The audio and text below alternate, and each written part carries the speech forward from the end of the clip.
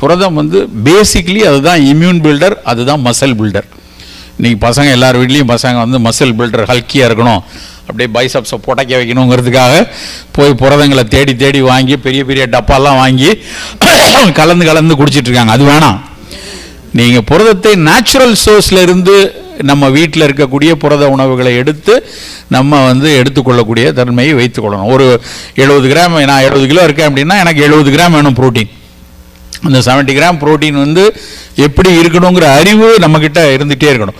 காலை உணவில் எவ்வளோ எடுக்கும்? ஒன்றும் இல்லையா, 2 எக்கு காலையில் கண்டிப்பாக ஒரு 2 ஆம்லெட்டோ எடுத்துக்கலாம், கொஞ்சம் சுண்டல் எடுத்துக்கலாம், இல்லை வேறு ஏதாவது ஒரு பன்னீர் எடுத்துக்கலாம், சோயா தொஃபு எடுத்துக்கொள்ளலாம்.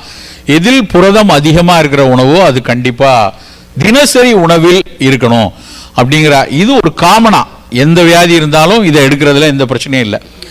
எக்ஸப்ட் ஒரு எக்ஸிமா இருக்குது, இல்லை வந்து ஸ்கின்னில் வந்து ஒரு அலர்ஜி தன்மை இருக்குது, ஒரு சிவியர் அட்டோபின்னு சொல்லுவாங்க. குழந்தைகளில் சில குழந்தைகள் பிறந்தோடனே நிறைய அட்டோபிக் டெர்மடைட்டிஸ் எக்ஸிமா இருக்கும். அவங்களுக்கு கொஞ்சம் ஹை ப்ரோட்டீன் கொடுத்தா அந்த ப்ரோட்டீன் வந்து ஸ்டடால்னு இம்யூன் சிஸ்டத்தை தூண்டி விடும், அதிகமாகிடும். அவங்கள தவிர மற்ற எல்லாரும் வந்து ரெகுலர் ப்ரோட்டீன் நல்லா எடுத்துக்கலாம். அதே மாதிரி ரீனல் டிசீஸில் அவங்க வந்து இவ்வளோதான் நீ ப்ரோட்டீன் எடுக்கணும் அப்படின்னு சொல்லியிருந்தாங்கன்னா அதுக்கு குறைத்து கொள்ளலாமே ஒழிய மற்ற எல்லாருக்கும் புரதங்கள் வந்து ரொம்ப அவசியமான விஷயம்.